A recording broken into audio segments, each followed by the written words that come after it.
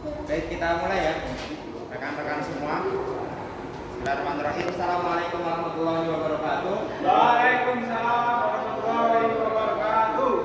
Kita mulai terlebih dahulu pertemuan kita dengan baca doa bersama-sama. Berdoa disilakan. Berdoa dicukupkan. Selanjutnya saya coba absensi. Ini Quran 1, yang satu kemana? Izin Mandira. Oh, Mandira izin ya. Baik, Quran 1 Mandira izin sakit ya? Iya. Ya, kita doakan bersama-sama semoga lekas sembuh. Selebihnya masuk semua. Pada kesempatan kali ini di pertemuan yang pertama kita akan belajar berkaitan dengan kerja bangku, mata pelajaran kerja bangku. Di sini tujuan pembelajaran kita teman-teman semua atau rekan-rekan semua, Anda semua paham tentang pengertian kerja bangku, kemudian paham tentang alat-alat yang ada di kerja bangku, kemudian rekan-rekan semua dapat menerapkan prinsip K3 yang ada di kerja bangku. Dan pada kesempatan kali ini kita langsung ke bengkel kerja bangku sehingga rekan-rekan semua paham, dan di pertemuan berikutnya teman-teman semua sudah paham bagaimana teman-teman harus mengerjakan job atau proyek-proyek yang ada di kerja bangku ini. Tapi pada kesempatan kali kita pengenalan terlebih dahulu tentang alat, kemudian pengenalan tentang prinsip K3. Pertama, pengertian kerja bangku terlebih dahulu. Kerja bangku merupakan pekerjaan-pekerjaan perkakas tangan yang dilakukan untuk membentuk, memperbaiki dan merakit benda kerja sesuai dengan fungsi peralatan tangan masing-masing dengan mesin dan semua aktivitas kegiatan dilakukan di atas meja kerja bangku.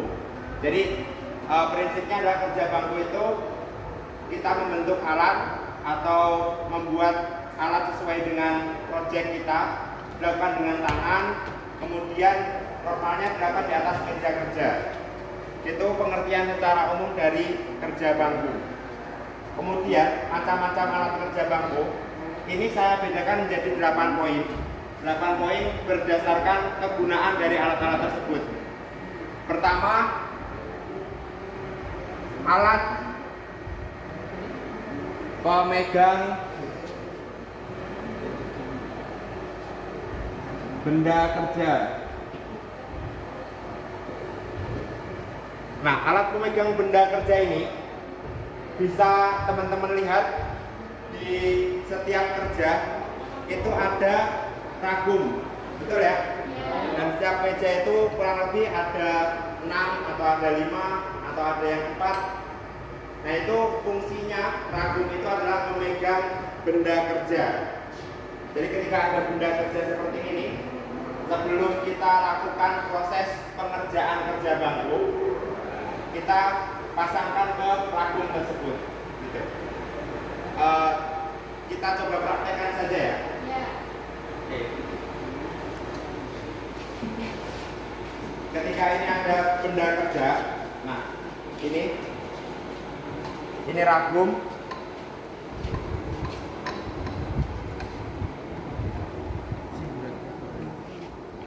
Kemudian kita pasangkan. Oke, simple teman-teman, rekan-rekan semua. Seperti ini. Namun yang perlu diperhatikan ketika kita melakukan proses kerja bangku, nantinya teman-teman atau rekan-rekan semua akan diberikan job. Kemudian nanti teman-teman akan melakukan proses kikir. Kalau misalnya di job pertama nanti kikir rata, dan nanti semua bagian wajib untuk dikikir. Nah, ketika mendekati finishing, biasanya ragum itu ketika kita terlalu kencang ya untuk melakukan pemasangannya, nanti akan ngecap nih di benda kerjanya. Sehingga untuk meminimalisir itu teman-teman perlu plat atau perlu tatanan khusus atau pelindung khusus sehingga nanti tidak merusak benda kerja tersebut. Itu mungkin singkatnya dari ragum. Dan ketika sudah selesai digunakan, ragum wajib ditutup kembali.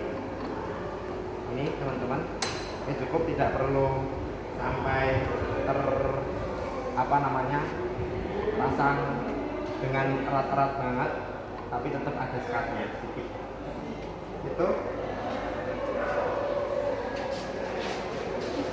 Yang kedua, alat pengukur.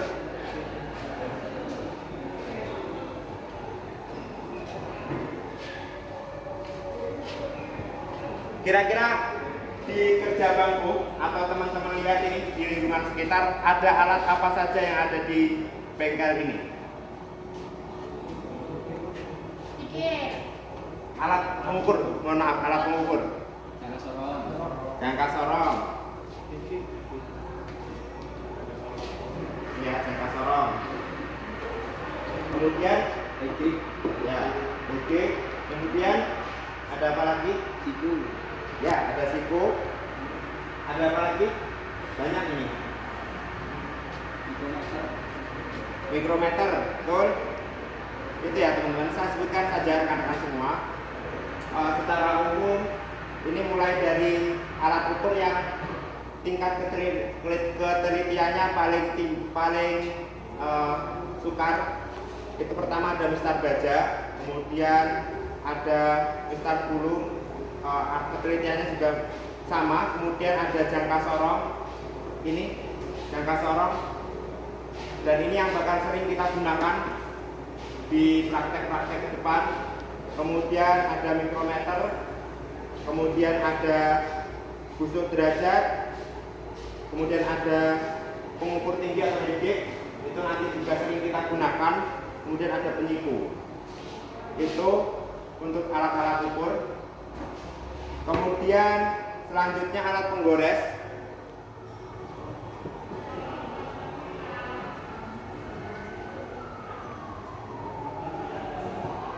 Alat penggores ini ada semua di sini ya. Ini ada alat penggores. Ini bentuknya seperti ini, rekan-rekan. Kemudian nanti akan disimpan, mungkin sudah disimpan ya. Alat penggoresnya itu nanti ada penitik, kemudian ada stempel. Nah, nanti setiap benda kerja teman-teman semua atau rekan-rekan semua setelah dilakukan proses pengerjaan kerja bangku, nantinya akan diberi nama, sehingga ada stempel, kemudian ada penitik, ada penggores. Next, selanjutnya ada alat potong.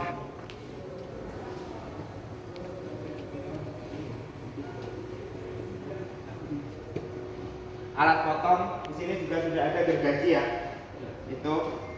Kemudian ada alat penyerut. Alat penyerut.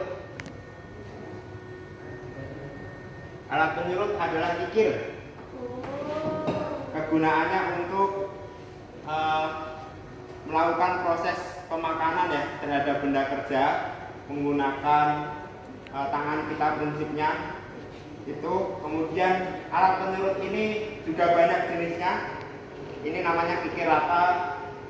Kemudian ini ada kikir segitiga. Kemudian ini ada kikir setengah lingkaran. Dan nanti ada alat-alat pelengkap lainnya seperti ini, contohnya adalah sikat kikir. Itu. Kemudian untuk pembahasan berkaitan dengan kikir ini nanti akan kita bahas sesuai dengan job, sehingga nanti akan saya kirimkan di pertemuan kedua job sheet. Dan sebelum kita melakukan praktikum, kita akan melakukan materi atau pembahasan sedikit, hingga nanti menunjang teman-teman semua atau rekan-rekan semua dalam melakukan proses praktikum. Selanjutnya itu ada alat pelubang.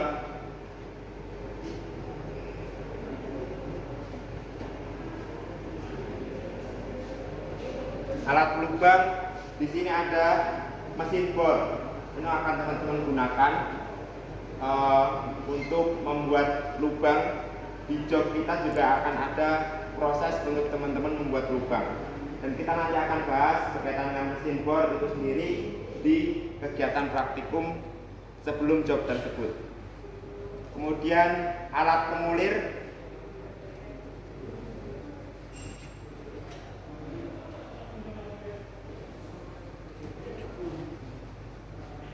Ini dibedakan dari dua. Alat pengulir untuk sisi luar atau apa namanya ya, diameter luar ya, sene ya namanya. Kemudian ada untuk diameter dalam tak. Oke, teman-teman sudah paham semua atau rekan-rekan sudah paham semua? Ada sling, ada juga tab. Kemudian ada alat pukul. Alat pukul yaitu palu.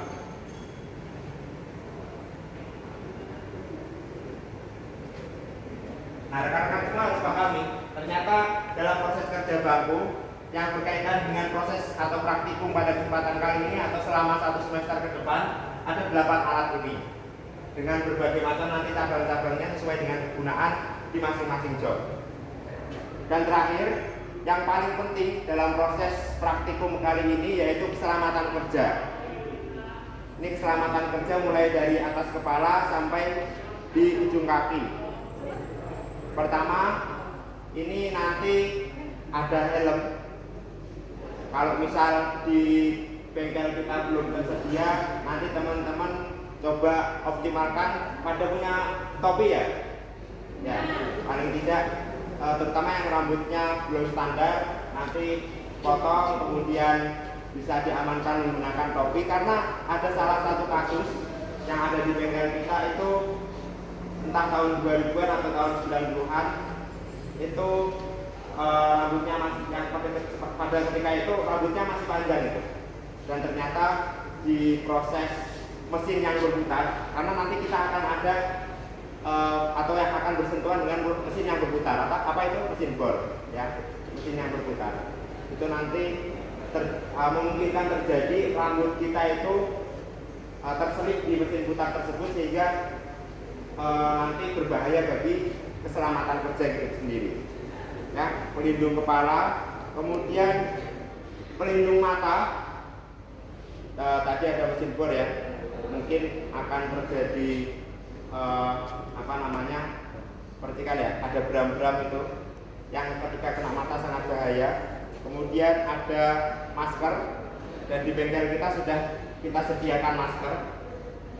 Kemudian ada pelindung tangan, di bengkel kita juga ada pelindung tangan, tapi saya harapkan rekan-rekan semua sudah punya alat pelindung tangan sendiri-sendiri. Kemudian pelindung kaki yaitu safety shoes. Nah, sehingga rekan-rekan semuanya yang masih menggunakan sepatu bebas, ini pertemuan depan harapannya sudah menggunakan safety shoes. Sudah punya semua ya? Sudah ya, saya yakin sudah punya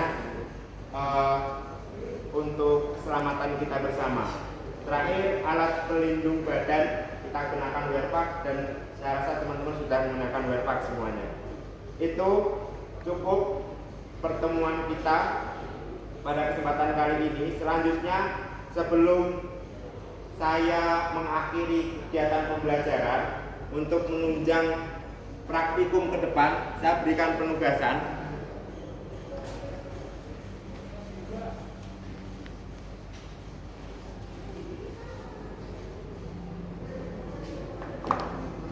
Tidak perlu menggunakan spidol kan?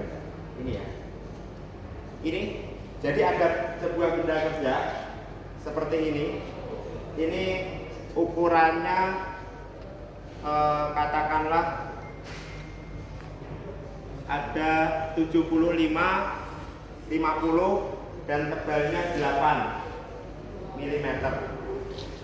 Nah, pertanyaannya ketika benda kerja ini ingin dibuat dengan ukuran panjangnya 70, kemudian lebarnya 44, tebalnya ada 6 mm, berdasarkan prinsip kerja bangku alat apa yang harus digunakan. Itu ya. Nanti untuk detailnya dalam PDF atau Word akan saya kirimkan ke ketua kelas. Ada pertanyaan? Cukup? Bisa dipahami semua ya? Oke, kita akhiri kegiatan pembelajaran kita pada kesempatan kali ini dengan berdoa bersama-sama. Berdoa disilakan. Berdoa tidak dibatasi. Sekian dari saya. Assalamualaikum warahmatullahi wabarakatuh.